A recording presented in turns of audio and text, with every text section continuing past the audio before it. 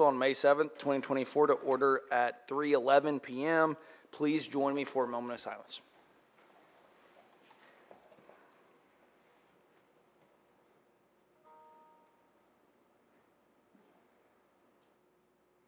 Thank you. We provide an opportunity for the public to address the City Council on any agenda item or during the hearing of visitors portion of the agenda. On items other than public hearings, speakers will be allotted one 3-minute presentation regardless of the number of agenda items the speaker wishes to address. If you're here to speak and have not filled out a registration card, please see the City Secretary staff at the registration table outside of the auditorium to provide registration information so that staff can contact you if necessary. If you have handouts, please let us know at the beginning of your presentation and staff will distribute those to council. If you're unable to approach the podium due to physical limitations, a microphone is available to be brought to you. Is there anyone present who would like to speak on a work session item? And I do have, or just on any item. And I do have one card, and that is Josh Cheatons.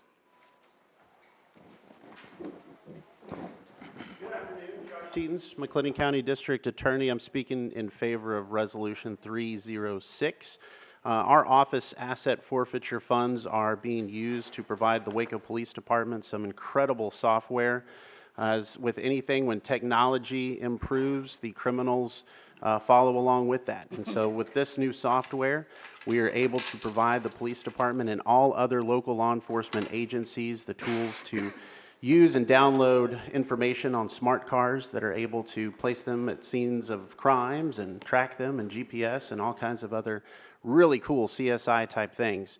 And it adds to our enjoyment to be able to use our asset funds, which we obtain from criminal activity, to use that against the criminals in this case. So that's a win for our citizens two ways. So I'd again just encourage the passage of that resolution, and thank you for the opportunity to work together with the Waco Police Department and other law enforcement agencies in this endeavor. Thank you, sir. Is there anyone else here to speak? If not, then we will recess the regular session and convene to work session with the report from our city manager. Thanks, Mayor. Welcome to the public in the room and watching online. We have no changes to the agenda today, and I have a lengthy employee recognition report that I'd like to give this afternoon. I wanted to take a minute to recognize a number of city departments and partner agencies as they responded to a series of thunderstorms and significant rainfall over the last few days. I think we had 6 inches of rain over the last week, but as we know, up in the watershed, Bosque River watershed, we've had more than 10 inches of rain in that area. So we've had quite a bit of runoff, quite a bit of flooding. We had water in McLean parking lot. Oh, we've got pictures. We had water in McLean parking lot. We had, looks like everybody's favorite pizza joint there, down there on the bottom, had their whole deck covered in Brazos River water. And we had homes along Honey Lane as well, with Brazos River water all over them. So both the Bosque and Brazos were definitely problematic. With the town of Clifton call for mutual aid response because they were an island.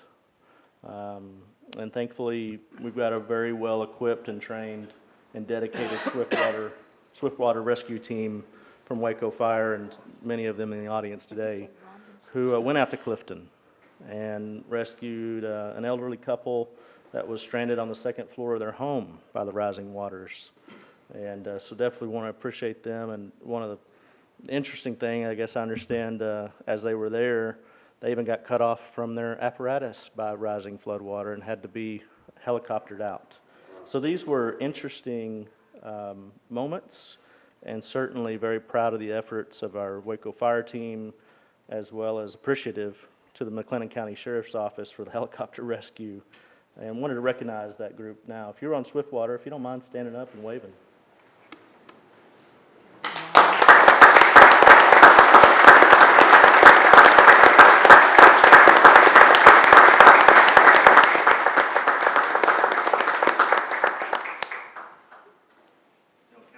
So y'all have invested significantly in the fire department, but certainly Swiftwater is an area where we've grown the team over the last few years, and it's nice to see that being used to impact people's lives so well.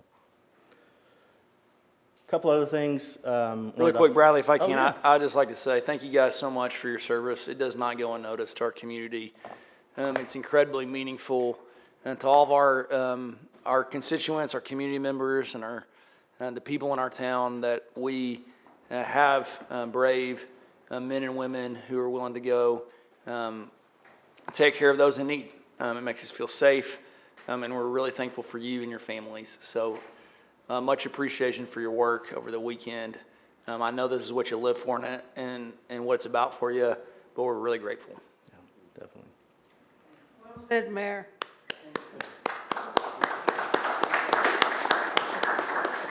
Thank you, guys.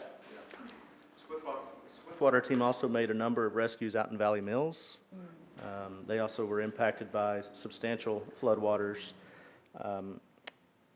Then, of course, prior to the weekend floods, we had a series of thunderstorms that were very electric. I don't know if y'all had a lot of thunder at your home and lightning, but wanted to call out one example that was just really appreciative of the fire team that responded to a fire off of Old Steinbeck Road, just north of Lakeshore Drive.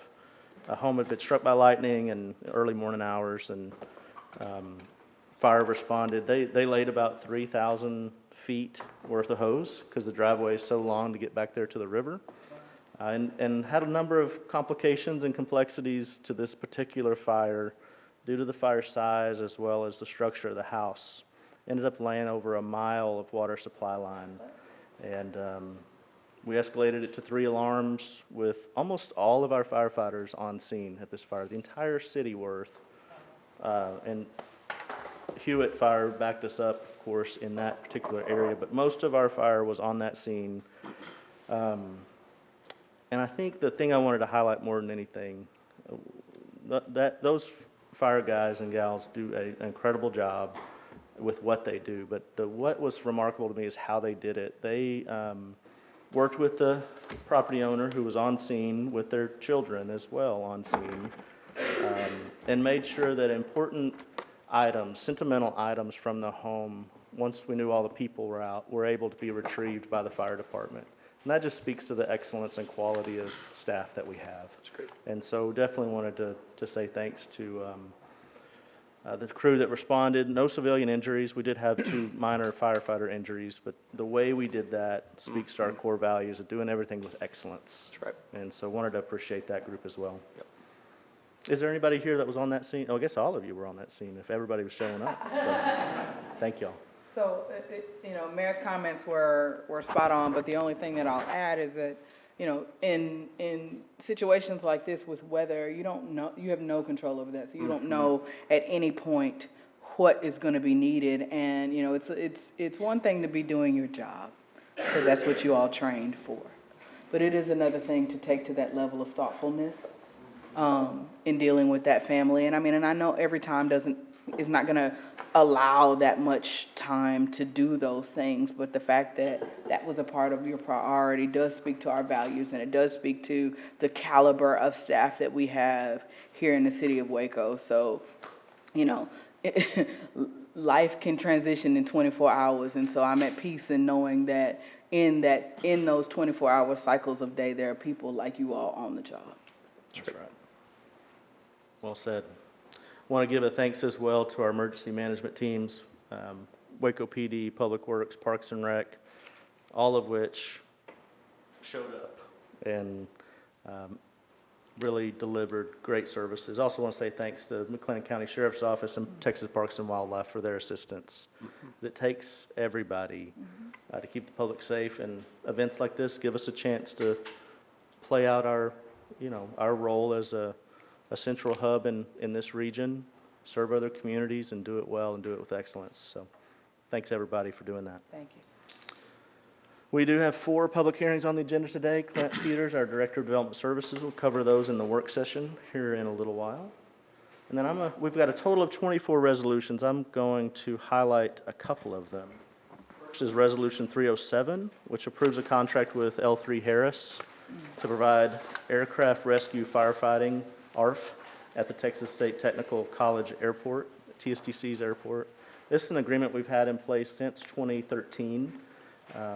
and we are extending it. As part of L3's operations, it maintains and refurbishes and enhances military and civilian aircraft. Many of the contracts they work on, particularly the ones that are Department of Defense, require significant firefighting capabilities to be on site. And so that's why we have a unique arrangement at this location. And it's kind of a unique way that we indirectly support economic development and high-quality jobs in Waco with the ARF team that's out at TSDC. In this agreement, L3 agrees to provide 2 specialized ARF trucks stationed at Fire Station 3, and then reimburses the city of Waco for extra staffing costs that are required to meet these specialized fire protection requirements. And you're seeing Station 3 there in the image. The contract for you today, there's a change from our prior version. It updates the reimbursement amounts for firefighting personnel to provide for inflationary increases during the duration of the contract. And why that's important is we know our costs are not fixed, especially as they relate to our personnel. They do go up, and we want to make sure that L3's contributions are going up alongside as our expenses are going up. We do have 6 ordinances on your agenda today. First up is Ordinance 318. It may look familiar to you. Been on a couple of times. And I recognize the recent rains and flooding make this an interesting time to be bringing forth conversations on conservation and drought. But if you play it back 1 year from today, the lake was about 60% full. It was actually 29 feet lower 1 year ago today than it is today, 29 feet of water. Wow. So if anything, that tells you Mother Nature can be a little unpredictable. So I encourage you to remember when we make these plans to maximize water availability over the long term, that we're planning through a much longer horizon than just the last week or last few months, and that we've been fortunate to have all this rain. We're planning, as the mayor likes to say, with our 70-year goggles. So we briefed you in a couple past council meetings. I do have, the ordinance is on the table today, is similar to the past briefings. I do want to suggest a couple of proposed changes to you at this point. First, we'd like to change the water plan submittal deadline for athletic fields and golf courses from July 1st, 2024 to a little bit later to October 1st, 2024. These are the plans that the athletic fields, so schools and Baylor and golf courses, gives them a little more time to develop their strategy on how they're going to work through conservation. When we originally crafted this, it was kind of in February, and so a July deadline that seemed appropriate. Now that we're in May, they need a little more time to produce that document. So we'd propose to give them until October 1 to produce their plan. We'd also like to change section 2696D to clarify that city employees must observe a violation in order to act on it. Paul, anything to add there? No? And then lastly, year-round outdoor water conservation measures will not go into effect until July 1st, 2024. Gives us a little more time, a little more runway, July 1st. And drought plan will take effect immediately, but we shouldn't see that drought stage, man, for a long time, until the dam breaks. I mean, we're at 481 right now, so likely not going to hit 457 for the rest of 2024. So you wouldn't need the provisions on the drought plan very likely in 2024. Those are the 3 changes that I'd suggest, and would love to hear any feedback you have for us or questions you have on this ordinance. It'd be a great time for y'all to inquire about it. So for clarity about the, staff has to observe the, infraction before you can be penal, or cited for it, is that correct? Is that what you said? Yes, ma'am. So what that means is the neighbors can't call in and, is that what that means? They can call in, but the city staff will respond and have to visually see a violation occurring before enforcement can be done. quick plug for the MyWaco app, and let's cut out the middleman and take some pictures and videos and send them in staff if you have someone. I was gonna say it, because, we do have the technology in place that I think a lot of this would be helpful. But, again, even with the MyWaco app, I think staff is gonna have to verify before something can be done. So I just wanted a little bit of clarity on that, because I know how folks can get. While we're commenting on this, I just want to say I appreciate your comment about the reality of introducing this after we've, when you drive over certain parts of town and you can't see land that used to be there right now. I fully understand that it can seem like we shouldn't be introducing this now, but I think that we have a responsibility to our community to control what we can control. And what we cannot control is when, where, and how much rain we're going to get and how much water we're going to have in the lake as our main water source. But what we can control is how much we use. And if you are someone who is a perfect water user, you have conservation in mind, and you feel like you're being penalized by this, I'm very sorry. And this is just one of those sacrifices that we have to make for the betterment of our community, and not just for today or until the next drought, but for decades and decades to come. So I appreciate the time staff has put into crafting this and taking council feedback and reworking it so that the community feels heard on it. And yeah, this was not come about easily or swiftly even, and it's very nice of you also to say we've been briefed on it for the last couple of meetings.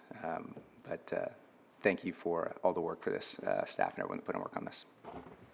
Yeah, I've always heard from folks that are from Central Texas about how our climate is subject to this cycle of drought and flood and drought and flood. I think this last year, in fact, just this school year, we've seen that firsthand. I think with kind of the damming up of the Brazos River historically, that's prevented some of the flooding that this region used to be subject to, and it was harder to capture that water.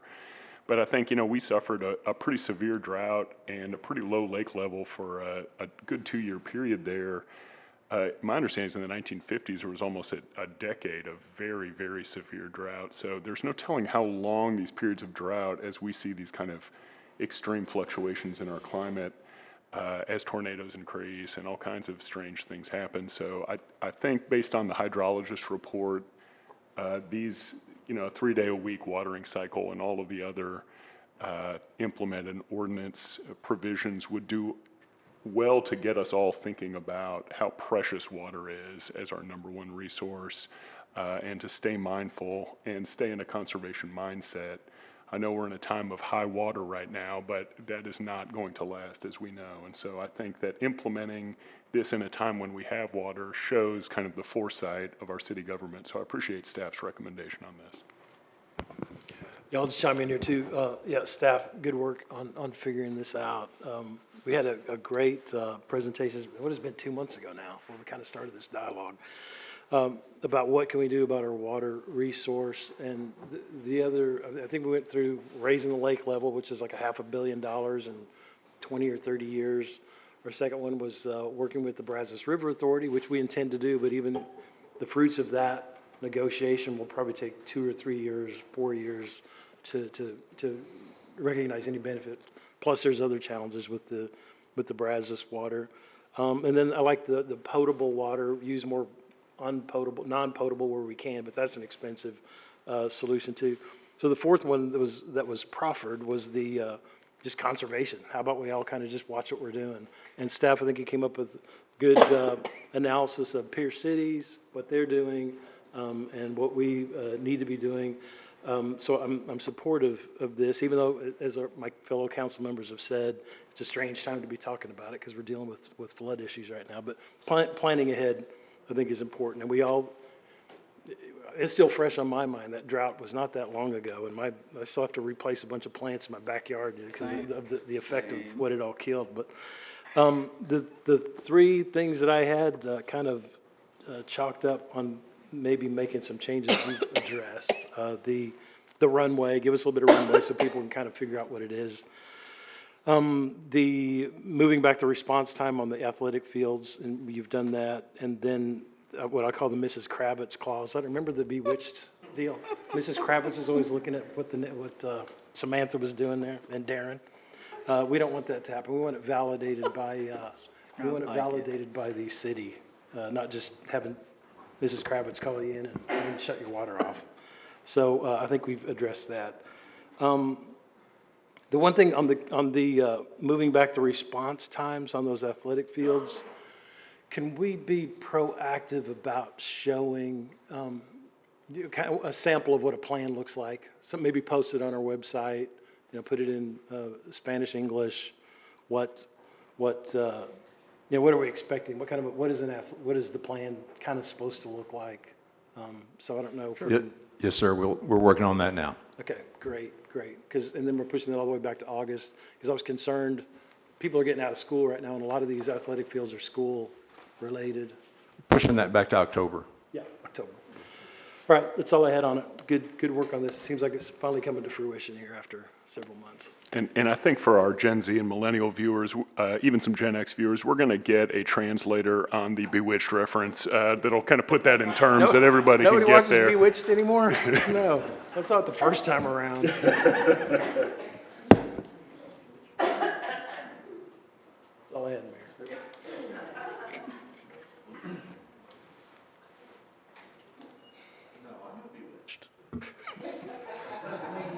Looking at you, brother. Record known. I know Bewitched. Okay, all right. So, can't move my nose like that, but, the remainder of the ordinances on the agenda today are on second reading. I did, Mayor, that concludes my formal city manager report, but I did want to, before we move into work session, give Jeremy Pacina, our interim director of economic development, a chance to present an economic development award to the city council.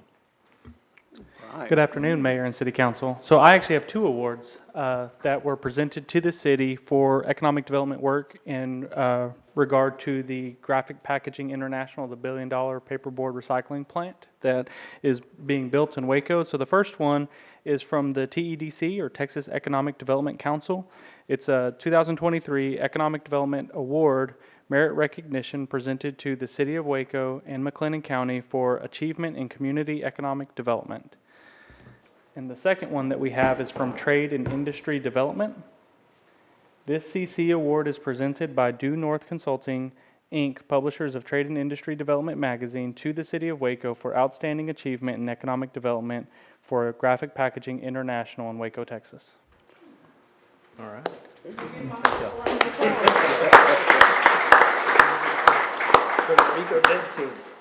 Right. Mayor, if you don't mind doing a picture with Jeremy, it'd be great. Me? Yeah, you.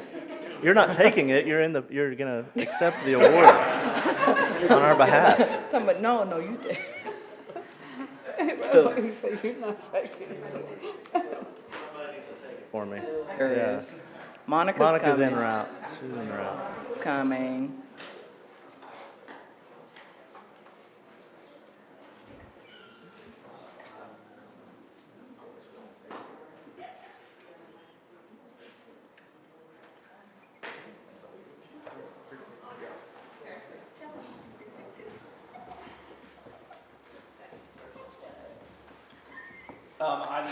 I just want to say we got a great economic development team, and that starts at the top with Bradley all the way down to all of the departments that work really strategically to grow our economy. So again, we've seen a lot of great outcomes in the last couple of years with economic growth. It's not by accident. It's because of the hardworking staff members of this team that are really diligent in how they can aggressively grow our economy. I'm really thankful for them. Council. Any questions or thoughts on the agenda that you have for me? Are you doing her staff recognitions later? I have more staff recognitions? Yes. Okay.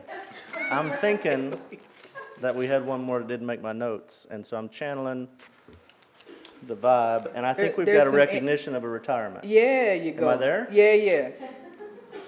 Is she here? Yes, she's here. I wouldn't have said, I was like, yes, she's here. Oh, yeah. So I'm going to go off the cuff here because this Carla Pendergraph is retiring at the end of May, I think. Yeah. And she has served dutifully over at the Convention and Visitors Bureau for how many years? 34 years. We held a little reception for her yesterday, and we had some blasts from the past to join us, I hear, and recognizing Carla's great work in this community. She has become a trusted voice. Waco Trib calls her for anything tourism related, so it's always fun to see her with her perspective in the market. And so Carla, definitely appreciate you being here and all that you've done, and I know the council would like to say a few words as well. So, and I know this is not, I mean, towards the, I don't want it to get lost because we're, back-to-back meetings as we transition and then as we legit transition. And what I didn't want was to lose sight of the impact that you've made on this community and this council and certainly our CVB in just the time and dedication that you put to this work in making people, number one, welcome into the city of Waco, but sharing the story. We had a tremendous task not too long ago to really look at how we were portraying Waco. And it took a deep dive into, when we start working, when the industry changes and influencers make the difference in how CVBs and cities are sold, doing that and making sure that it's done in a way that reflects different diversities, different orientations, different backgrounds and abilities, and all of those things were done with your guidance. And I know that I'm appreciative of that as a longtime industry lover and of tourism, and I know that our city is appreciative of that as well. And I apologize, I did not make the reception because I was so overcommitted yesterday, but I didn't want the season to go and me not take the time to celebrate you for your work and just know that you're appreciated not only in this city, but across the tourism industry. I mean, in the work of Texas Travel Alliance, in the work of Main Streets, in the work of the Heritage Trails programs, your impact is felt, and we have appreciated your work, and thank you. I'll just say, Carla, since I've been in this role, it's been such an honor to get to know you. I can't say it better than Councilmember Bearfield did, but your warmth and your kindness is reflected in all of your work, and that is the brand of Waco, and you've represented us so incredibly. So I wish you well, and we're going to miss having you up here for sure. She can always volunteer. I want to thank you as well. You're the welcoming face of the city of Waco. And lots of times that I have gone to the visitor center, your smile greets me as I walk in. So I know if it makes me feel welcome, I know the tourism and everybody else walking in there feels the same. I want to thank you for your years of service to the city. And from District 2, thank you so much, because you were in District 2. Oh. All right. The consent agenda includes resolutions 2024-294 through 317. Are there any items council would like to remove from the consent agenda? If not, the consent agenda will include resolutions 2024-294 through 317.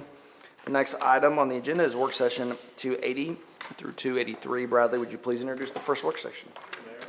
Galen Price, our Director of Housing and Community Development, as well as Deidre Emerson, our Deputy City Manager, to come up on work session 280. It's a discussion and update on the city's state and local fiscal recovery funds, the SLRF, I guess we're calling it, program funds, and the American Rescue Plan funds. The SLRF. The SLRF. State and local fiscal recovery funds. Oh, my goodness. I'm going to trademark that, so nobody get out in front of me. All right. But no, they're going to present an update on the usage of the ARPA funds, projects we're into already, as well as an additional amendment proposed for ARPA. Galen's going to walk us through what that looks like. And council, you'll of course remember that there are some timing deadlines associated with the usage of this program. By the end of this year, we need to be obligated, I mean, and then we have additional time until they need to be expended, but it's December of 2026 that we need all these expenditures to be done. So with that in mind, I'm going to turn it over to Galen for his presentation, and hope you enjoy it. Thank you, Bradley. Good afternoon, Mayor and Council.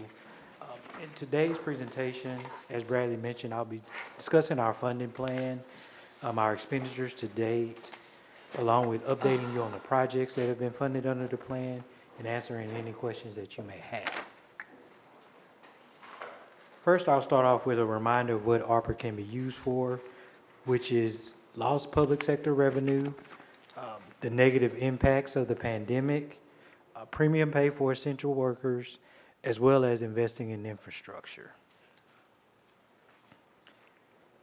Now, in August of 2023, Treasury provided 3 additional categories for the use of ARPA funds, which include relief for natural disasters, assistance with surface transportation projects, and Title I projects, which are projects that would be eligible under CDBG. This became known as ARPA Flex. Now, our original spending plan was developed in October of 2021, which included community input. We've since amended that plan 4 times, and based on the ARPA Flex creation, we are proposing changes to the current plan. As mentioned in the previous slide, we are proposing to take advantage of the new categories under ARPA. The updates would include moving funding from the Community Center Resiliency, as well as the STEAM Center, out of lost public sector revenue and into disaster relief and the Title I project categories, respectively.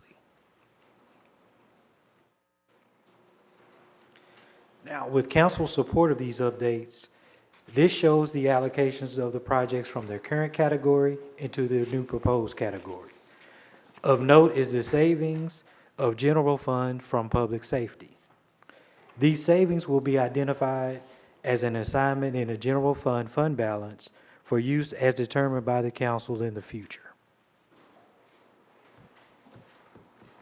Here's a pie chart that shows the amount of funds allocated in each category based on the proposed changes to the current allocation plan.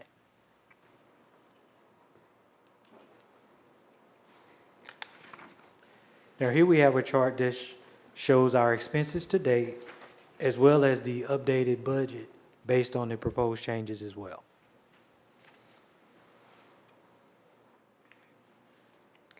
And now I will turn it over to Deidre to talk about some of our project updates. Good afternoon, Mayor and Council. Just to back up just a little bit, I just want to make sure that we highlight that the changes there with the ARPA Flex that we are we're moving the STEAM Center. Our recommendation is to move the STEAM Center out of the, what was the previous category? Revenue loss into Title I, and that is based on how we anticipate the functioning of the STEAM Center, and we believe that to be a better category for it in order for us to expend the dollars within the allotted time. And so I want to make sure that is clear, and so that change addresses, and I'll talk about funding in one additional slide later, but I just wanted to make sure that it was clear on how and where the STEAM Center was being moved to. So I'll walk you through a couple of the project status updates and then highlight a couple of things about the STEAM Center. Utility generators, the 5 backup generators have been ordered. They were ordered in August of 22, and we expect delivery of those this coming August, along with installation plan, RFB for installation to be issued in March or April. The job training funding for MCC, those dollars have been allocated and that work has been completed. The community center generators are at 90% in the design process, and we're preparing the bid packages for those. The STEAM Center, the initial plans presented to the city initial design plans have been presented to the city, as well as we have gone through a cost exercise, and we're refining that cost exercise. in addition to the next couple of things that I'll talk to you about. But staff is continuing to evaluate and will provide you greater detail on the overall project, on the designs and the cost and all of those things in days to come. So on the STEAM Center funding, should you approve the adjustment on, or the realignment of the funding of the ARPA dollars, that would then increase the funding for the STEAM Center out of ARPA to $9.7 million. We have received our federal appropriation award of $3.5. If you all recall, we requested an award in 2023 or late 2022, and we have received notice of that award. And then we have the dollars that have been allocated to us from Baylor University. So that would bring the total funding that we have available for the STEAM Center to $13.7 million. So that is an increase of a little bit over $3 million for that project from where we were before. The other thing that we talked to you about in September of 2023 was that we were looking at the options for how we wanted to operate the STEAM Center. And so the two options that we were tasked to explore, and that was whether it be a city-operated facility or we contract for the operations. So we've gone through a costing exercise, and we'll continue to refine this, but we have seen that based on the average of the 3 community centers that we currently operate, it's approximately $530,000 a year to operate those through salaries and benefits along with the contractual services. Contracting the operations of the STEAM Center and not having city staff a part of the estimate today looks at about $1.2 million. We'll continue to refine that process and look at how we, as additional operators come forward, we'll go through a formal RFP process. So we want to make sure that we are providing you with the best service and the best option for how we operate the facility. So quick question on that. So when we say 9.7 million of ARPA funds, that there was no ARPA funds previously allocated for this team, or is that? So originally there was $6.25 million of ARPA dollars that were allocated. With the changes that we have made, that increases that allocation to 9.7. Okay, so what's it's the difference between? About 3.5 or 3.2? Thanks. And with that, I'll turn it over to Galen. I'll continue with some updates on additional projects. Here you have some pictures regarding the artist support that was provided to Creative Waco under ARPA.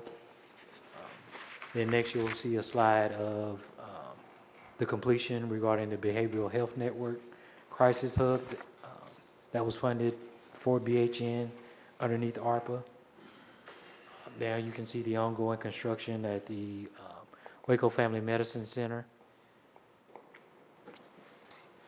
Now to touch on the We All Win Small Business Grant and Loan Program, we have completed awards at this time, and so staff has transitioned into the compliance aspect of the program. So we wanted to make some highlights of notice that 133 businesses received awards at approximately a little over $21,000. 312 jobs have been created to date, along with 175 jobs retained. In addition to 84% of the funds were awarded to minority and/or women-owned businesses. Here's a map showing where those businesses are located. In regards to our new affordable housing commitments under ARPA, currently we're working on agreements with Page Estates and Salvation Army. The Tiny Home Village is currently in its design phase, and the Sanger development is pending start completion of utilities work around the site. There are 2 requests that may be forthcoming, which is the development of the vacant property that we own on 15th Street, as well as the redevelopment of the East Waco slabs along Taylor Street. under our rehab program, we have 16 projects that have, that are at average cost of a little under $80,000. Here's a map of where those projects are located, so they're spread out through a few council districts, as well as here are some before and after photos of some of the work that's been performed under ARPA.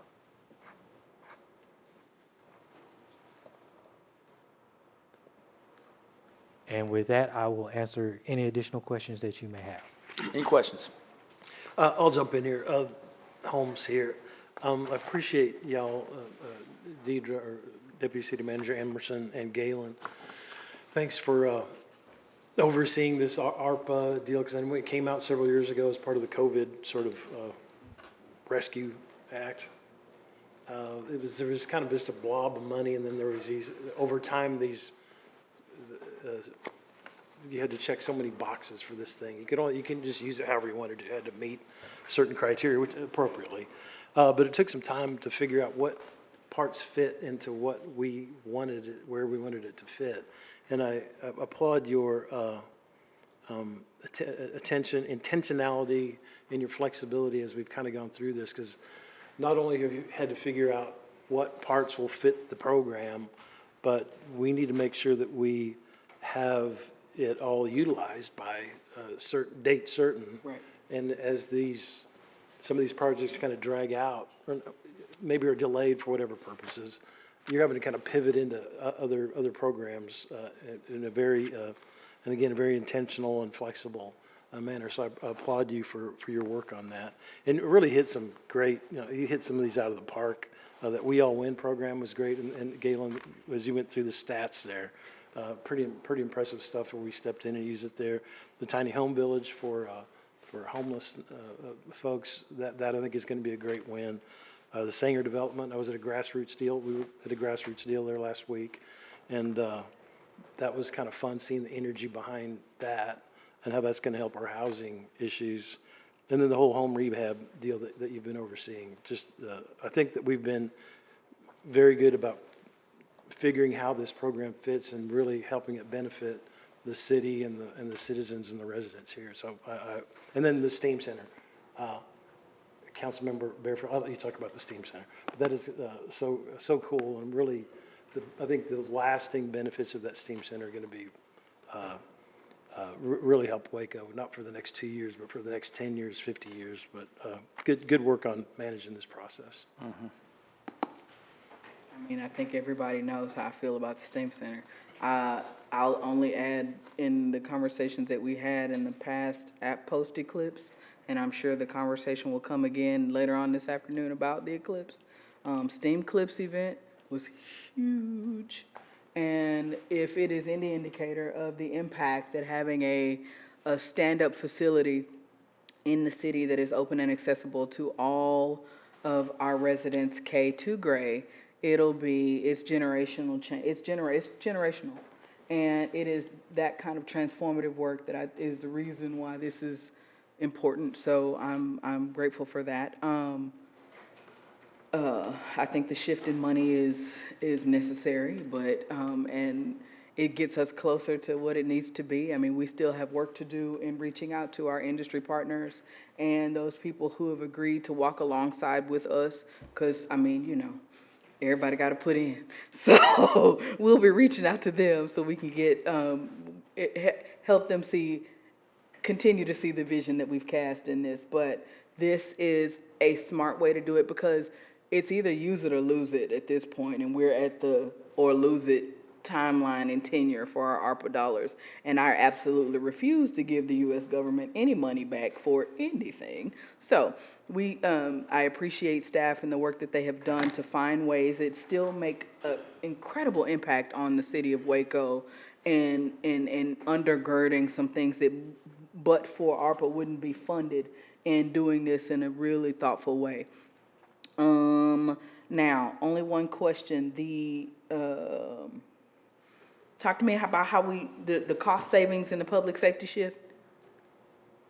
So the dollars, when we make the transition and the shift, those dollars that you see sitting there, I think it's a little bit over 5 million, will then be put into general fund, earmarked in the general fund balance, and we'll come back with Whatever needs, decide how those dollars will be very used. good, thank you.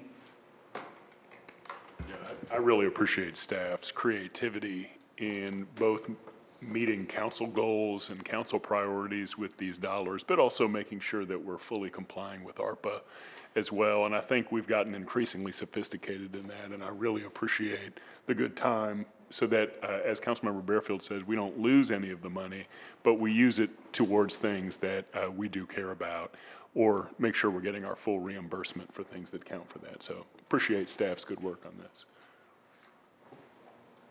I'll echo what's been said. This is strategic work in action. Thank you for your hard work. I'm really excited about these projects. Go. Did you have a preference on options for operating model? I'll chime in. I want to see the next phase of it because I'm just a fan of outsourcing the whole thing.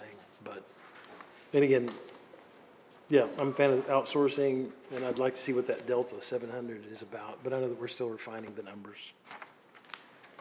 Yeah, I don't have a direct answer right now because I know that it's just more that needs to be looked at, because I know we've looked at a bunch of different models, but, you know, it's important to us that we're thoughtful and intentional about what will suit us for the long term.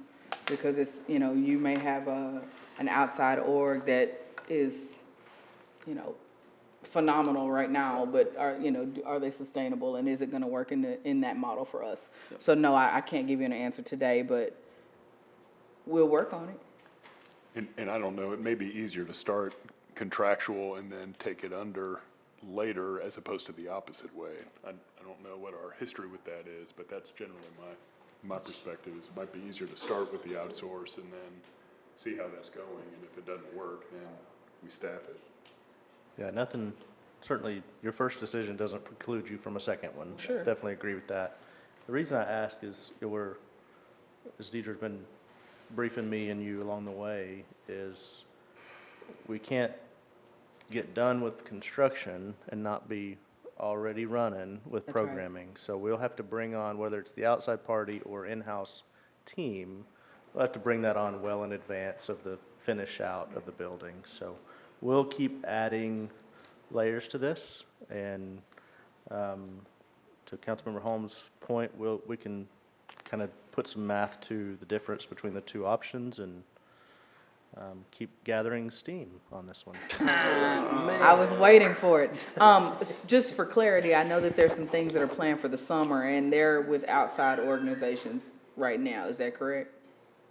Yes. Okay, that's what I thought. So, I mean, I think we'll, as we move forward, because we don't, this timeline is fluid. So as we move forward, I think there'll be both contractual and internal things, because I know library will continue to do what they have been doing for STEAM, and I know parks will continue to do the things that they have been doing for STEAM. So I think right now we're just going to dance a bit and see who's better at it.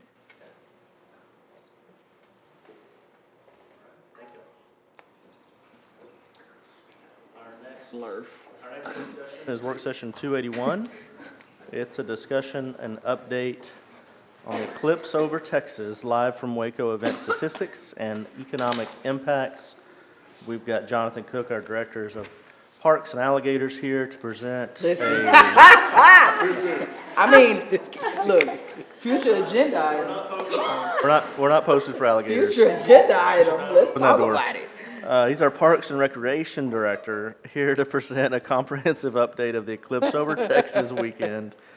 We all heard last meeting just how it felt to be engaged in the Eclipse and how great of an event it was in April.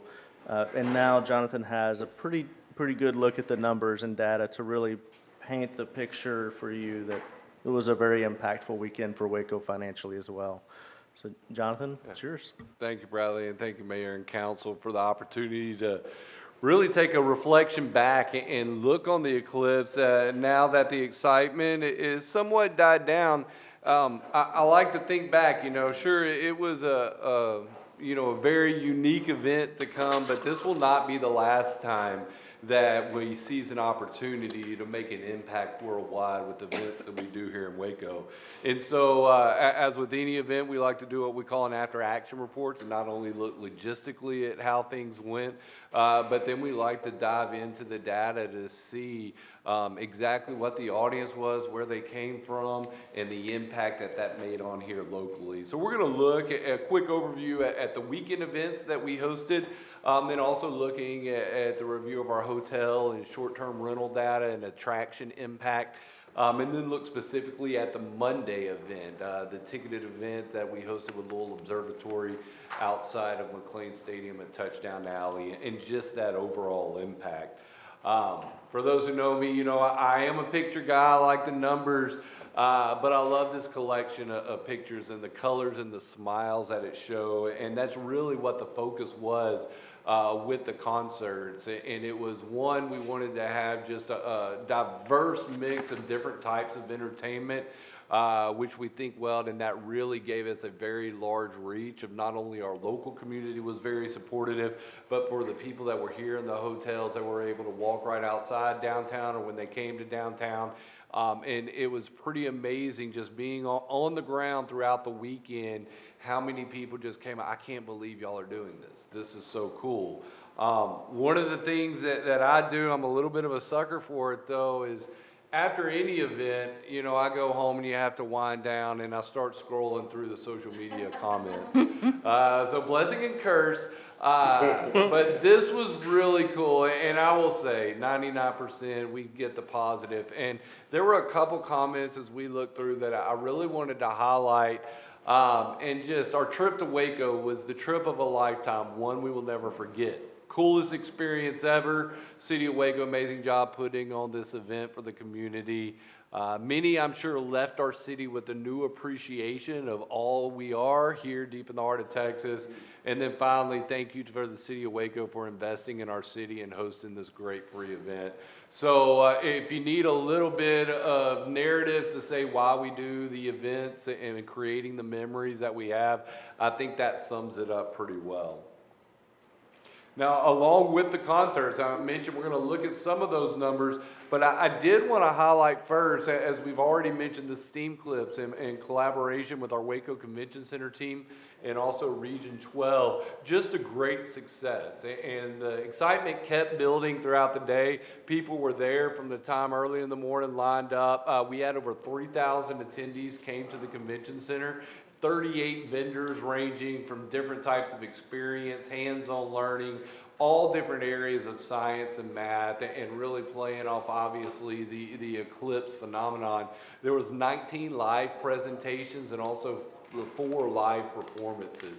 So it does show, and that's the question. It's like we've all talked about, you know, what will the STEAM Center be like? How will the community react? I think this is a great indication that our community, our families, and our kids are really excited about what the future holds with our future STEAM Center. Also wanted to highlight a collaboration that we had with the Greater Waco Sports Commission, who did a great job providing with a different, not everyone loves loud music or big crowds. We've got a great reputation of being a running town here, 5Ks, 10Ks all the time. So they sponsored a glow run that took place. They launched out Indian Spring Middle School right behind on University Parks in Jefferson and ran into Cameron Park, all decked out in different glow necklaces and glow features. One thing I put a lot of list of numbers there, and the thing that I take from that, a good crowd with about 600 people. I love how the age groups were spread out, you know, just across the board, kids all the way to over 65. So it shows once again just how our community came together. It's just one of the events that took place during the weekend. On our Lantern Parade, we were overwhelmed by this one for sure, and not only at the event, but leading up to it, and did some great work with our libraries who hosted lantern making sessions, also Art Center Waco, Creative Waco, all provided volunteers on site to where people are out, you know, often say our concerts and things that we do, it's more than the music. It's about the food, it's about the activities, it's about taking a stroll on the Riverwalk, and being able to have, you know, a lantern parade going across the Waco Bridge. We had the Waco High Line drum line lead that off. Also, we brought in an artist that walks with an LED peacock feather, which you can see in that bottom picture right there, that, you know, it barely scraped through the bridge right there. So, but it was really cool visual. And that was part of it with the lights and the trees and the visual displays. One thing that we wanted to have an additional element besides just music, and that was capped off with our drone display. 300 illuminated drones. It was a 10-minute show up over the Brazos River. And what we were able to do there is really showcase a little bit of Waco, our new logo, our new flag, sort of tell that Waco story. And then we also was complemented by some visuals and music that were Eclipse related. And I've got some interesting numbers just on how popular some of those pictures have been that I'll get to at the end of the presentation. So I think probably one of the questions I hear, where do all the people come from? And I love this map that Dan from the Convention Center and his staff provided to me. And just a visual gets all 50 states. It comes from all over, everyone coming to that heart of Texas. So I'd just like to show this one to show it really was an audience that came from all over. And looking at that, our economic development team has been working to start capturing some of that cell phone data and being able to track where people came from. Now, this is just bouncing off signals that were picked up, but I want to highlight some numbers of we do. You know, there were more people there than was reflected. However, these are solid indications of how many people were there. And you see our attendance grew each day as the eclipse built up. And interesting, that ratio, that's locals to visitors. And you see that dramatic shift of how our local community were very supportive of the eclipse event, but then that dramatic shift of people who came into town just to see that eclipse at McLean Stadium and buy that ticket. We had those ratios switched out. And once again, I'll get to the amount of ticket sales. Those Monday numbers, you know, it's about 9,700 there. We sold over 14,000 tickets. No, we had more on site, but wanted to highlight that. And then just looking at, able to tell now, it's great in looking at numbers. Normal visitation, let's just say a normal weekend, you'll look at that list of cities on your left. Obviously, we know we have a lot of buying power. We're a great day trip destination. If you live in other Texas cities, you're able to come for a weekend trip. And so, you know, those tops are all Texas. We get Los Angeles. There's some Baylor impact there. Jonathan, just going down. Jonathan, for normal visitation, is that category is DFW like number 1 and Correct. Phoenix number 10, and so April 4 to 9th, it's like Houston 1, DC is 10. You're in that exactly order. right. Okay, Yeah, that's numerical fascinating. going down. Sorry about that. Yes, that is numerical and a ranking. And what you see all of a sudden is that Los Angeles is up, that San Francisco, Denver, Phoenix, Seattle, San Diego, San Jose, Washington, D.C. You really saw the impact of people that traveled in on this weekend, to where our top visitors primarily were from out of state. So where did they stay? Obviously, they're here for the weekend. We wanted to capture some of those numbers and look at sort of our occupancy rates. Obviously, the Sunday, our strongest day. We did see an influx of some new hotels that popped open on the weekend. You know, and look, we all know the situation, and it's sort of hard to put a finger on it. We planned a pretty picnic, but we couldn't predict the weather. And Nice. we felt like some people maybe had left, but our numbers remained very strong. And the thing I love about this top chart is seeing that we're above average in the state of Texas across the board, and including in that average daily rate. If you see our numbers of room costs compared to statewide average, what that equates is revenue and really pushing that market, and still had very high occupancy rates, especially in short-term rentals. If you look below, 96% of our STRs were booked for the weekend with an average daily rate of $355. I find that difference. If you go back to 2023, that was an 84% increase year over year. So we saw a lot of increase in looking at the numbers of that year over the year. If you look at just the monthly revenue that we're seeing off of hotel, from April compared to April 23, an increase of over $2 million, 81% increase. So there is no doubt this was able to be a strong bookend for our spring season, which has been very exciting here in Waco, with a continuous amount of events and leading into the travel season of the summer, puts us in a really strong position. So not only where did they come from, where did they stay? Well, what did they do here? Obviously, Eclipse was the one day. And so we did take a look at our different attractions throughout the city to see how many people visited the attractions, and then what was that increase as well. Wanted to see that year over year. Waco Mammoth, extremely busy weekend. It was extremely busy week. Crowds started showing up, obviously the scientific attraction there, very strong. Cameron Park Zoo as well, over 100% increases with very strong visitation numbers. Looking at the silos, of course, strong with that 20,000 people up from last year as well. So across the board, I want to note Texas Ranger had a very solid start, but they were closed 2 of the days simply because of the location next to McLean Stadium and Touchdown Alley. And one that I wanted to mention that I got some interesting notes from Nora Shell out at the Wetlands is the international attraction. The Wetlands attracted a lot of bird watchers to really be able to see the behaviors of different types of birds out at the Wetlands. She had over 100 people that were posted up throughout the day observing from the Wetlands. So that was really cross city, all attractions reported very strong weekend. So just a couple more things I want to hit on. That overall economic impact number is still yet to be reported in. We have to wait a month as hotel and sales tax reports start coming in. Our CVB is awaiting those numbers. We expect that those will be in at the 1st of June. So sort of hard to give that overall number right now. But we did want to look specifically at some of the expenditures within the revenues that came off of that Monday event. For the Live from Waco Music Festival, we had the entertainment and production cost, which totaled around that $750,000. We were utilizing our vendor revenue that came in and sponsorship tables. There was $20,000 of revenue that was brought in there.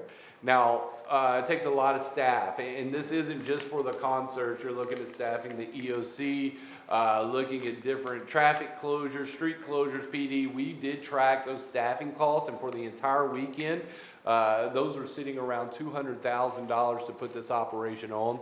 A lot of those numbers, I look at it, a lot of our departments are working every weekend regardless. So we have inherited expenditures each weekend that we do putting on different events and activities throughout Waco or any type of sports event. Now, the Monday is interesting, and as you know, we are in the partnership with Lowell Observatory, also Discovery and Baylor University.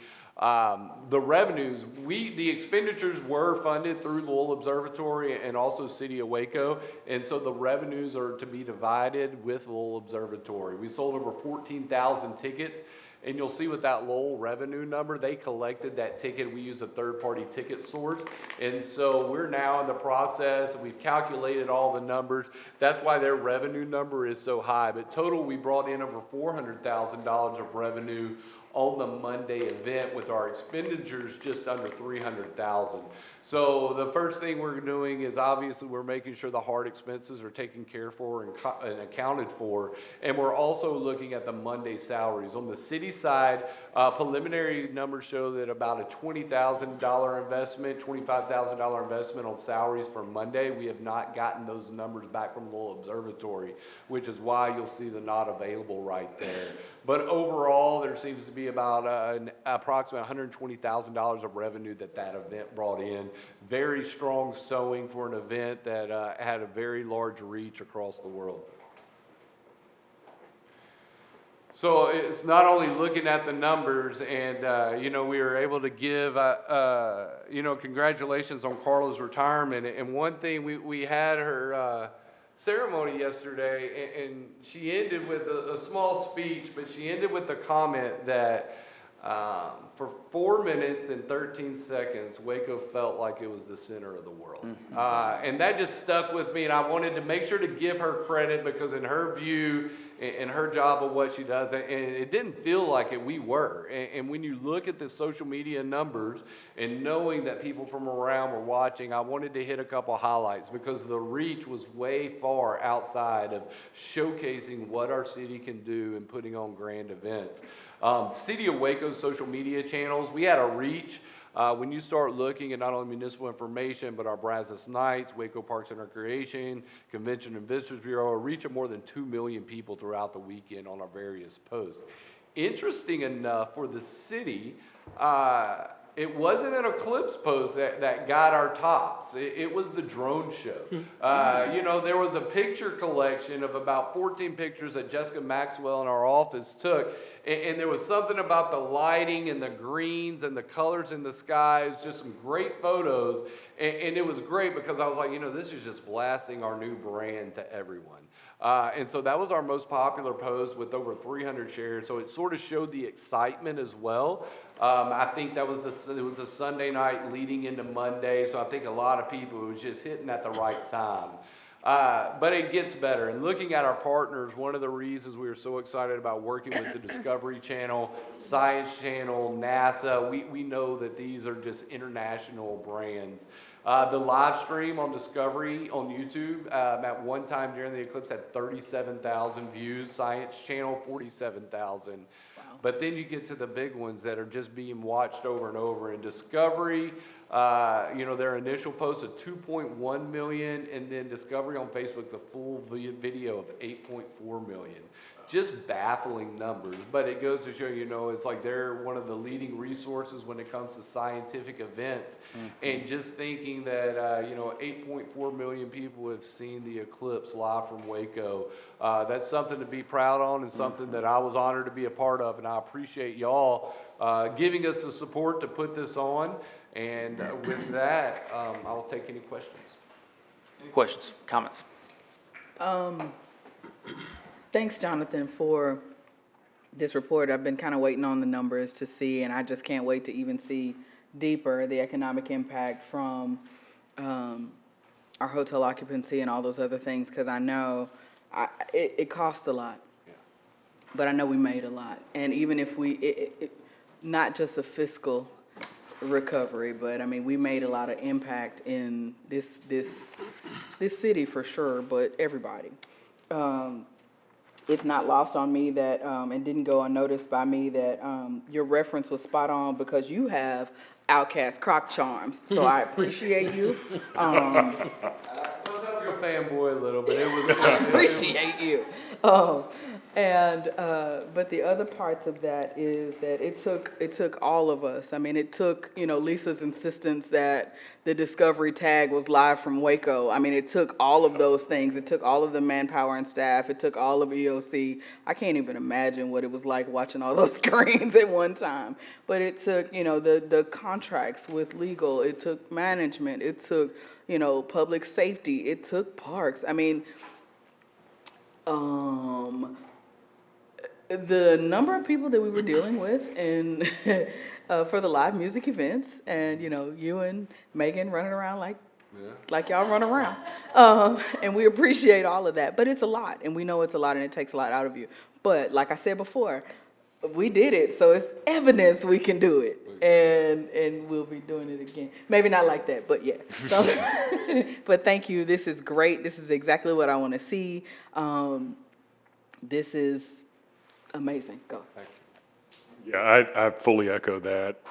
Lisa, Jonathan, I know Ryan, all the others all of the staff that played Megan played such an amazing role in pulling this off and showing that we can have this kind of Grammy tier of musical talent out there and just give Wacoans a new perspective on who we are. And give the world a perspective on who we are. And I think it was money well spent on everything. I also think, I was just thinking about the viewing that several of us went out to see at the stadium.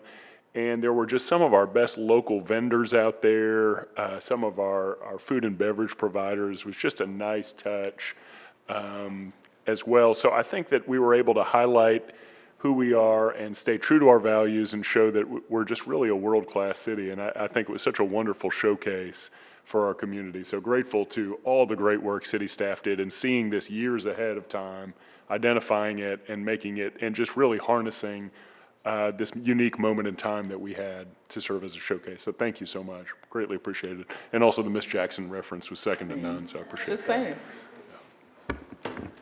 I know we've discussed the eclipse and how much we all enjoyed that weekend ad nauseum, and I think that we probably still haven't talked about it enough because it has been really, really cool to be a part of the entity that put on a weekend that so many people are going to remember for the rest of their lives. Be it a concert or the eclipse itself.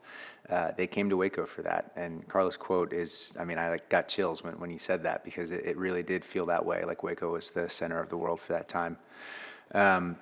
And none of that happened on accident, as my colleagues up here have said. So I want to thank you guys for all that you did and all that brought to Waco, for locals and for visitors to, not that we don't have many reasons all the time to feel this way, but to really, really be proud to say, yeah, I'm from Waco. This is where we're at, and you guys should all be here too.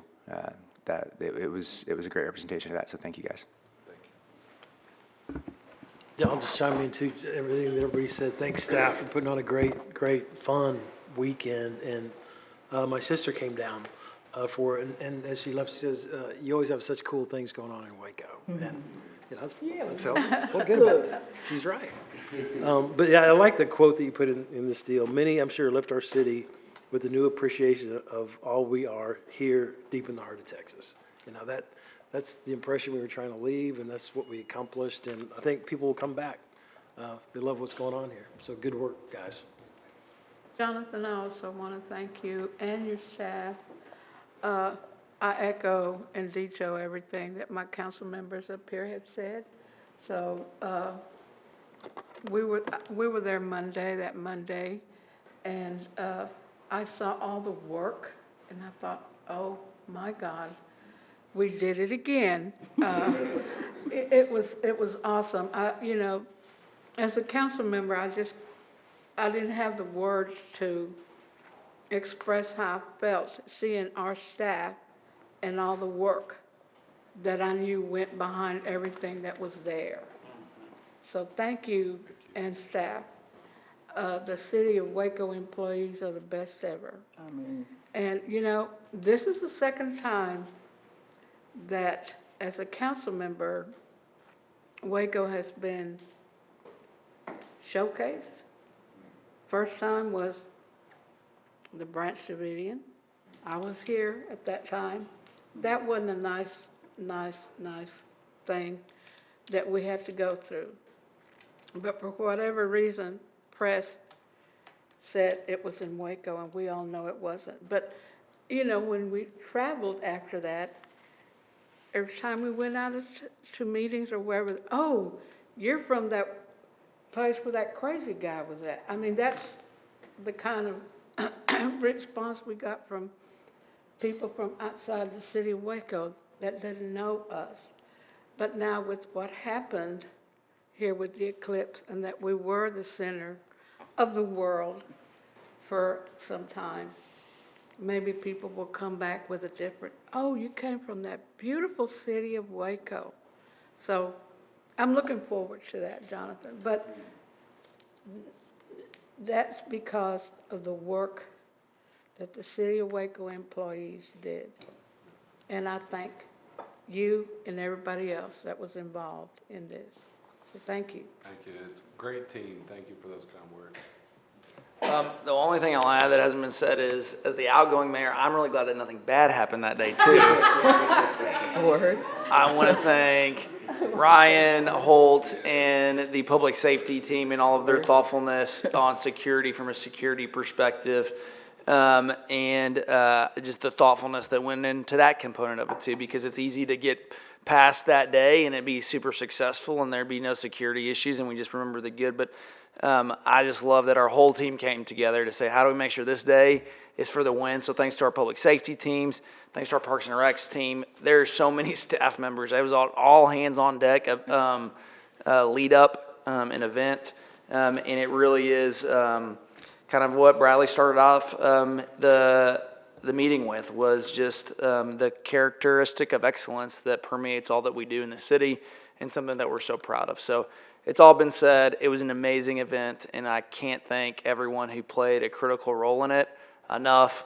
So thank you guys for all that you do. Waco really shines because of your impact. So thanks. Much appreciated. All right, last but not least, we'll see if Jessica Addis can harness the power of the sun as well as Jonathan did. Come on now. It's work session 282, which This is world already. update from Lower. Very, update from Prosper Waco out on of this world expectation. the behavioral health leadership team scope of work and a funding request. So look forward to hearing this presentation. And Jessica, welcome. I think this is your first presentation in your relatively new role over at Prosper Waco. So thanks for joining us. Absolutely. Thank you, Mr. City Manager. It is, in fact, my first time coming before you all in this capacity. So really appreciate the opportunity to be here, Mayor, City Council members, Mayor-elect. I feel like I would be remiss to not start off the conversation today without really thanking you, Mayor, for your service. As just, I know we have the meeting next week, the official transition, but thanking you for your service to our community, to this city.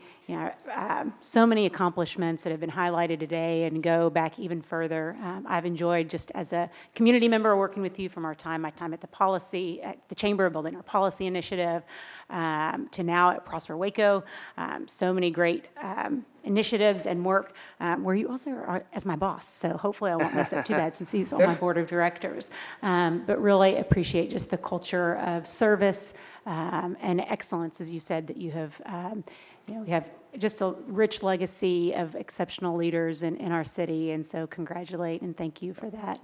And congratulate Mayor-elect Holmes to continue that good work. Really exciting. So it's great things, indeed, a city to believe in.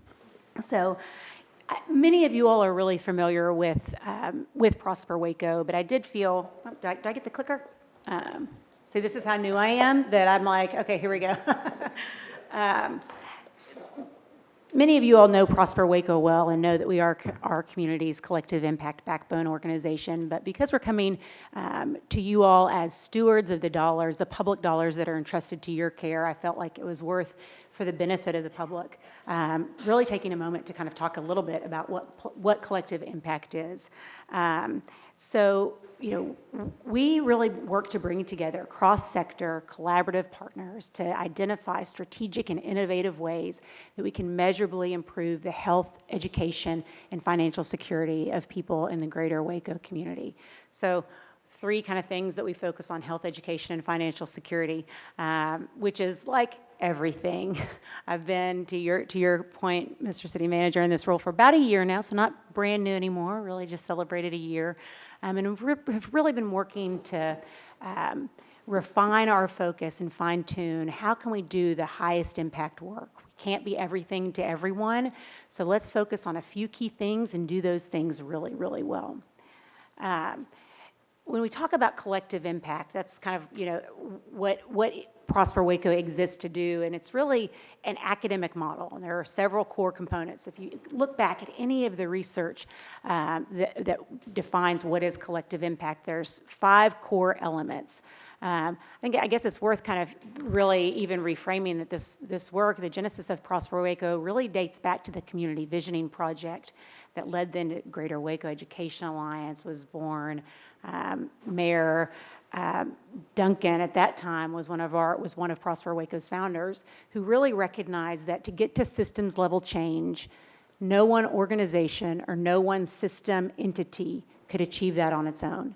And it was going to take communication, and it was going to take collaboration, it was going to take alignment of resources, of work, policy conversations, not only legislative policy, but also internal organizational policy.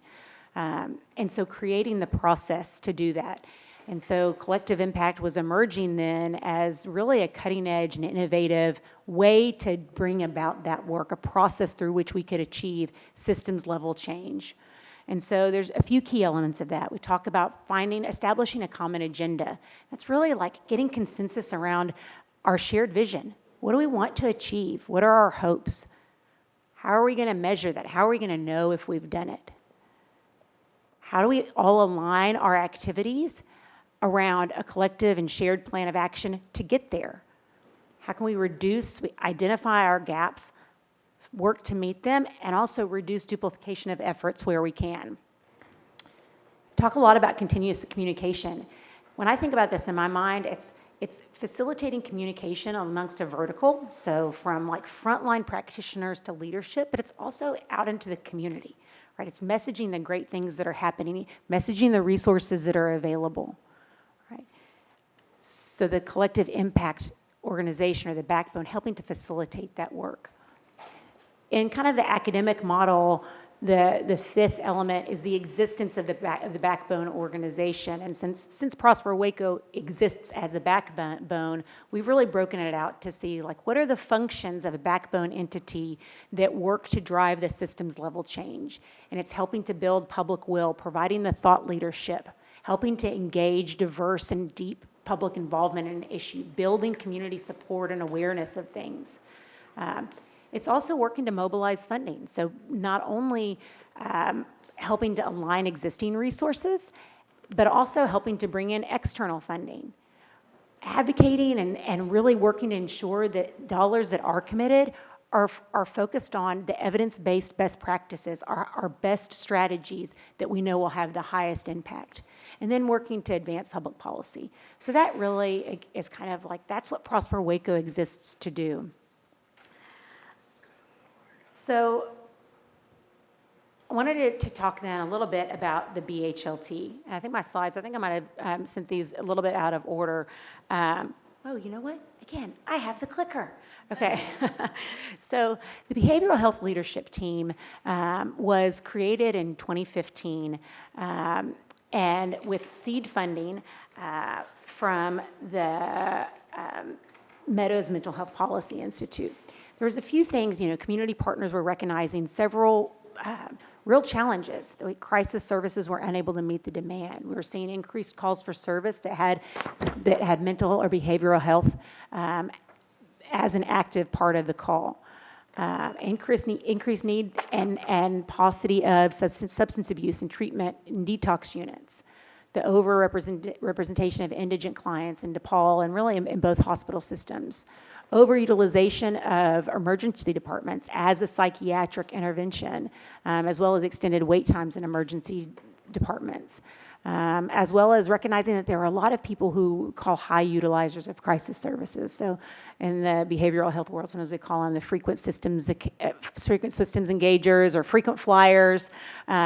We sometimes think of them as like your valued high priority customers or clients, right? Repeat clients. So out of that work, the behavioral health leadership came together. And they brought together the city, the county, healthcare, and law enforcement. And in the first initiative or the first round, there were 3 action teams that were formed. And those were access to care, jail diversion, and children and youth. And I've shared with you a few of the kind of highlights of impacts that have been born out of that work over the period of time that the BHLT has existed. We secured external funding for the Waco Connect project. Through that, we identified over 4,500 community members who had more than 4 emergency department visits and 4+ repeat interactions with law enforcement in a 1-year period. A lot of times what we know is that people who are experiencing a psychiatric crisis or having a behavioral health incident, sometimes there's a public safety risk, and those people absolutely, that's when we do want our public safety officers and law enforcement there. Sometimes they just need to be connected to resources, right? And so helping to connect them with those resources instead of law enforcement is proving in our community and elsewhere to be transformational. So over 232 community members were referred to over 700 external referrals. So it's really helping to connect the people to the need. And we have plenty of resources and great things going on in our community, and sometimes it's just that the coordination of care. In the jail diversion side, out of the first work of the BHLT was the Waco Connect law enforcement focus was born. And on that time, we saw a tremendous decrease in officer time spent on emergency detaining orders and mental health calls. And I'll talk about that in just a moment. We also saw some other great things that really point to the systems-wide change. And when I think about Prosper Waco, sometimes it's hard to talk about the work that, and I think it's really important to underscore that it's not work that Prosper Waco does. We're not law enforcement, we're not behavioral health practitioners, but we're helping to support and to drive systems level change. We're creating a space and a forum to build that shared vision and a plan and awareness. So, out of the BHLT, the coalition that began to be convened, the county created their mental health jail diversion program in the office of the DA, which we know has been hugely impactful. Again, and that's a community-wide win. It speaks to how the systems themselves begin to change. In the children and youth space. On jail diversion, real quick, I would say, sorry to interrupt, I would say that the county has done a world of good in kind of building these veterans treatment, mental health treatment, and drug and alcohol treatment courts, and now there's one full-time judge for that. So I feel like they've done a great job in partnering here with BHLT and its priorities. So we've seen that and seen it expand and explode in the courthouse. So I'm really appreciative of these efforts, especially on the county side. Yeah, thank you, Councilman. Yeah, it really is exciting, and we're really excited now, now to have Judge Slaughton in and to be happy working with the specialty courts. I actually had the opportunity a couple of weeks ago to go to DC with some members of Waco PD, the specialty courts folks, and some other community partners to really look at mapping out our crisis system and system of care in our community. So yes, those are the kind of wins that can come when we all get around the table and identify what do we want to go and how can we get there, and everyone kind of dreams big together. So thank you for calling that out. Really, the county has really leaned in and shown tremendous leadership, and so it is really, really cool. In the children and youth space, we've seen some really great work. That coalition ended up pursuing a multi-year federal grant. The Heart of Texas BHN was the fiscal agent, and really, again, a partner and really showed tremendous leadership in pursuing that grant to develop a system of care that ended up bringing school-based mental health services to our schools. We are absolutely experiencing a behavioral health and mental health crisis in the United States. And that is being even more felt with our children and adolescents. And so to be able to help connect those dots, to provide those services in our schools, much like law enforcement, right? We want our law enforcement officers to be able to be keeping the peace and protecting the public. We want our teachers to be teaching, right? They're not equipped to be mental health or behavioral health workers. Neither are police officers or law enforcement. So it's just, that's been a tremendous success. Also born out of creating that space for a coalition to say, this is really our top community's need, is that we have children in crisis, and how can we help meet that need? Just in the vein of the external funding, I think that the number probably surpasses that, but of grants that that have been either written by Prosper Waco or supported, kind of driven through the process of BHLT. We've brought in over $15 million in external funding from Waco, which I think really speaks to the vision of what collective impact is supposed to be, right? If our work can be supportive, then we can help bring in other resources to support the work of our partners. So we've had some really great wins, through the work of the BHLT over the years.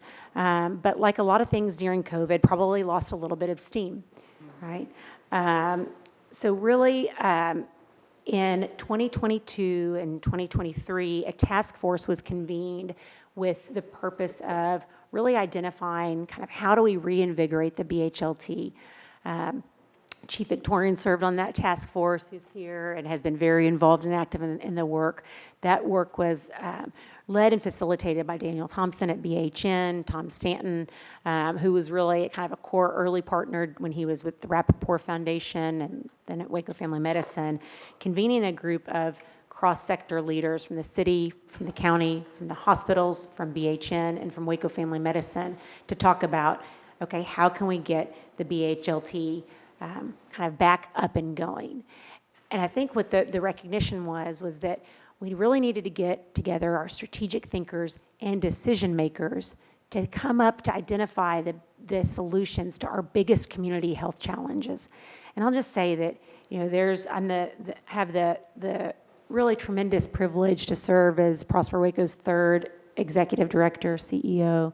And there's been some great work done by my predecessors and great work done by the staff and teams that preceded me.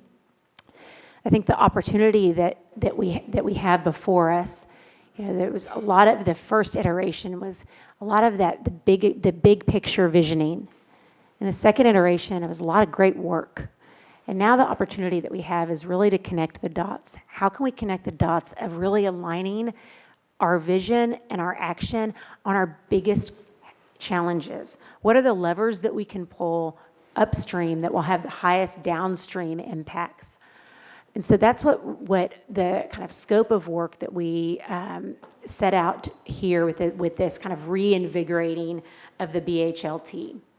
And so through the process of that, for the initial task force, we then convened what I say like the big six, but really looking at those six systems who have the most to gain or lose through doing this work. And that's McLennan County, the city of Waco, Waco Family Medicine, BHN, and our two hospital systems. And so what we have proposed with this work is a really comprehensive initiative that brings together those core systems, as well as, when you see the area ISDs, all of those partners as well in the coalition who also have a role to play in the awareness and the messaging and connecting the people that they serve to the resources that we have. So we've been convening that group at the leadership level since about last August. And really kind of set out on really wrestling with those conversations of what's our vision for this work? Where do we want to go? And in that time, I'll say, like, we have pulled back some community coalitions that Prosper Waco had been convening. We put some things on pause while we said we really need to get clarity and consensus on what do we want to do here and how are we going to get there. So over the last 8 months, we've been really wrestling with some of that, and to come up with this common agenda. And I mean, it's really funny, y'all. You wouldn't think that, like, it just is like, a mission statement, a vision statement, that it would take so many months to get to agreement on this, but it did. It took a lot.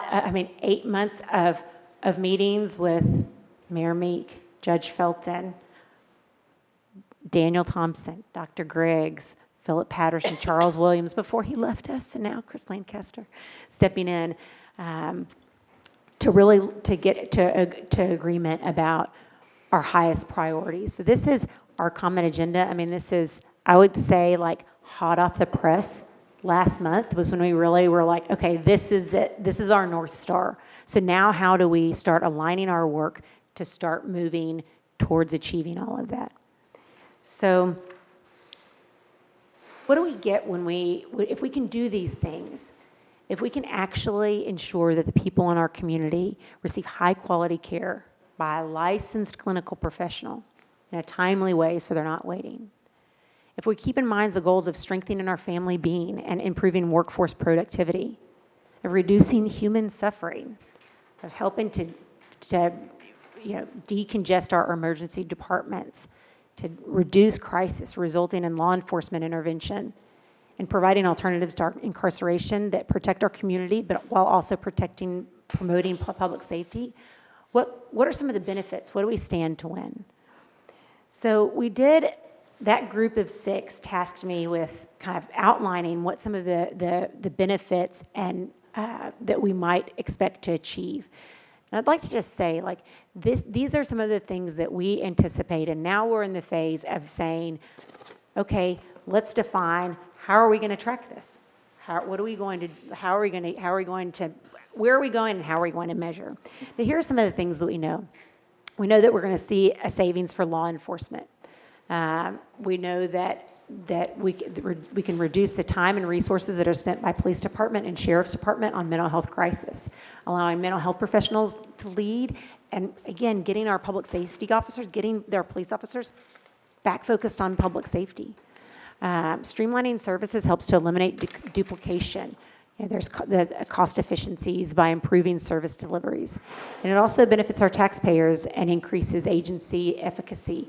We know that jail diversion services can minimize unnecessary incarceration and costs associated with jails and judicial systems. And I've got a few examples in a moment to kind of further illustrate what we anticipate we will see.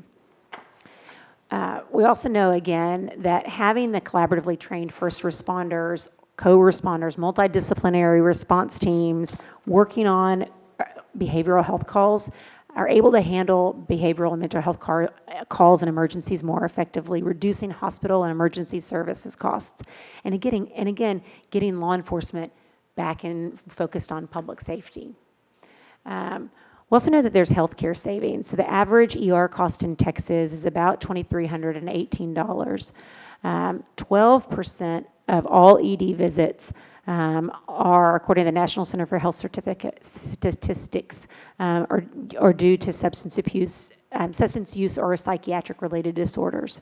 So when we think about what do the healthcare systems stand to gain, if we think about our hospitals average about 60,000 ED visits. So that the cost to that is over $139 million. And we all know, you all just heard yesterday about the high costs and the impacts of indigent care. Texas having a high number of uninsured individuals. If 12% of those are related to psychiatric or substance use, then that's a cost of about over $16 million to the healthcare systems. If we got to even just a 5% reduction, then that's over $265,000 in cost savings to our healthcare systems. And I share that with you because we'll talk about this initiative as we are now constructing this as really a really innovative public-private partnership. So it's worth it to kind of take a moment to think about the cost savings that are involved for everyone. This is really for illustrative purposes only, but to think about the potential cost savings to law enforcement. So, and this is my kind of quick and dirty. A recent report by the Treatment Advocacy Center found that officers spend about 21% of their time responding to and transporting individuals with mental illness. So this is quick and dirty because this is not really, this is me wanting to give you guys a City of Waco slide. So this is the total City of Waco personnel, total salary budget of $31 million. Obviously not all $31 million are public safety, so it's not perfect, but just to kind of give you a little bit of idea. So that represents, of the $31 million, that over $6.2 million of that would be salary and staff time spent on mental health incidents. If we were to have a coordinated behavioral health intervention, what we're seeing across the United States where we do this is that really, significant reductions. A conservative projection of a reduction by 20% would result in $1.2 million in savings to the city in terms of personnel time. So again, that's kind of quick and dirty for the county. The numbers are about 6.4 million, 1.28. And again, that's not perfect math because it's obviously not all of those salaries are officers, right? But just to give you a little bit of an idea. Jessica, you're doing a great job, and this is really great information. We're running a little bit behind in our schedule, and part of that's because of previous presentations even. So if you could keep moving forward, but bear in mind that we're running a little bit late, I just would appreciate it. I can skip to the last slide, which is the money. No, I'm just kidding. Okay, I'll show. This is one that let me show you this one. I will. Thank you, Mayor, for that. So one of the initiatives, one of the things that we tried was the Waco Connect. And so we were able to get external funding. Some of that $15 million reflected the funding that we got for Waco Connect, in which we were able to embed who was initially a Prosper Waco employee at City of Waco Police Department.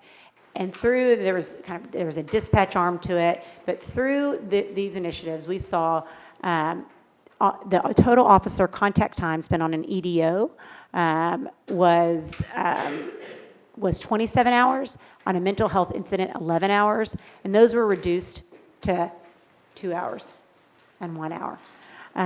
That's a 96% reduction, 82% reduction. So what we know is that works. Right? Getting people connected to the resources that they need works. Okay, you guys have these slides. I think you've had them. I know that you all have had them for plenty of time. They will be available to the public in the agenda, so I can kind of go over these, skim right over them. I do want to point this one out about economic growth because I think it's really important. I think that all of you I know care about, just as do I, about kind of the return on investment. Right? Like what is the economic impact? Like that matters. Depression and anxiety are estimated to account for over $1 trillion lost in lost productivity. So that's like when you have someone who's just doesn't feel up to going to work and they call out sick or they just don't show up.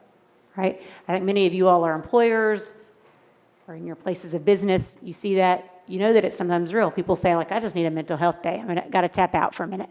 Right? So if you look at our GDP in Waco of $12.4 billion, even a 0.5% reduction in lost productivity could be equated to about $6.2 million of economic impact. So that's just to say, like, empowering people, connecting people to live these full lives has, it's not only the right thing to do, it's the feel-good thing to do, but there's also an economic impact to that. So again, this is kind of like the little ROI slide of just like a potential cost savings. But really some of that is the savings that we're going to be defining together. We've been working over these last months to define what we want to do and how we're going to get there. And so in doing so, the way that we have scoped out this work is really recognizing that we need to be convening leadership. We need to be having senior and mid-level staff as well as frontline practitioners and subject matter experts. And then we also need to be building community awareness. And that's engaging stakeholders, engaging philanthropy, creating a space for just interested community members to come and hear what's happening, to provide input, to kind of get the updates and share their perspective. We know that it's one thing if that's really important to connect those dots. To have all the voices at the table. So the scope of work that we have developed is in that vein, and it's really to focus on and acknowledging that, that all of these things are connected, right? Our behavioral health is connected to our physical health, which is certainly you all know, and that there are also non-medical drivers of health, social determinants of health. So through this work, one of the things that as we were going through those early conversations when Charles Williams was still here, Charles was he was like, okay, but I can't go to like 5 meetings. Let me come to 1 meeting where we can talk about all these. It's the same systems, same folks who need to be talking. And then we need to be bringing in other people at the action team level, at the coalition. but like, let's have the conversations and hash it out.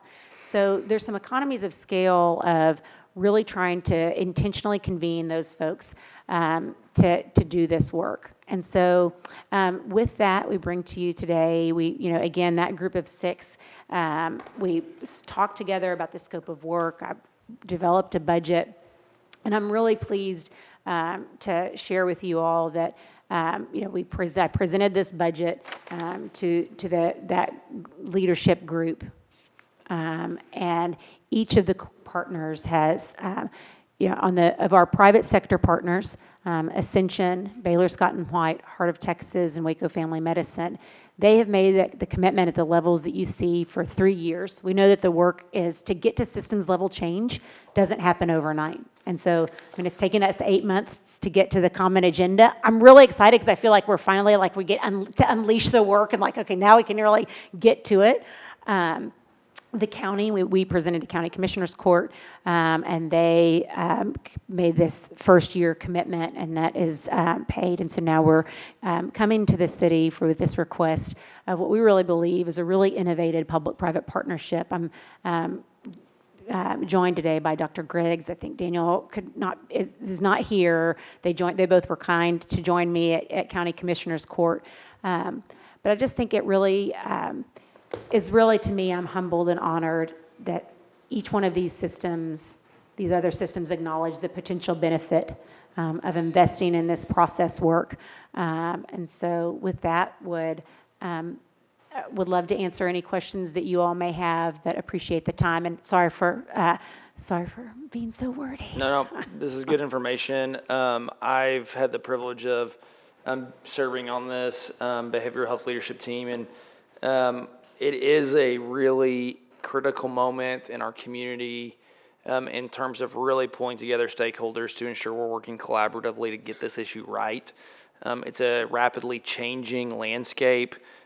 Even recently with the closing of the DePaul Center at the Providence Hospital, really identifying the gaps and working with all of the partners strategically to figure out how we can move forward to address mental health and behavioral health is going to be really critical.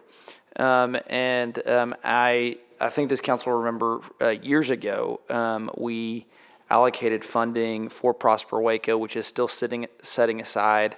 So there is funding available for this that is specifically allocated to Prosper Waco, I believe. And so, again, this is a great mission that I think is going to be something that we'll continue to, or y'all will need to continue to evaluate and ensure that we're getting that ROI. But I do think that this is something that I've really enjoyed participating in, and I'm thinking that we're meeting a community need right now. Thank you, Mayor. Any other comments or questions or thoughts? I'll just quickly add that anytime, including yesterday at the city/county meeting, that we're presented with the data around the negative impact that not having a structure in place to catch what falls through the system in terms of people experiencing mental health crises. It is staggering. And so, thinking if there's anything at all that we can do to come together and work collaboratively and sort of lock arms to advance the ball forward on this, I think that we would see some pretty immediate benefits from it. So I really appreciate you taking the time to put all this together. Thank you. Thank you, Councilman. Other questions or comments? Thank you, Jessica. Appreciate you being here. Yeah, thanks, Oh. Jessica. Okay. Mayor and council, we are going to actually ask Clint Peters to present his overview of the public hearings in the business session. Great. So that'll give you all a chance to host your executive session now, and also leave time for you to have a short break. Great. So with that, we will recess the work session and reconvene regular session for executive session as read into the record by the city secretary at 4:59 p.m. Notice is hereby given that the City Council will go into executive session in accordance with the following provisions. Attorney briefing, Texas Open Meetings Act, Section 551.071, Judy Allison versus City of Waco, Texas, cause number 2022-3818-5, pending in the 414th of McLennan County, Texas. Real property, Texas Open Meetings Act, Section 551.072, and Economic Development, Texas Open Meetings Act, Section 551.087. We are now in executive session.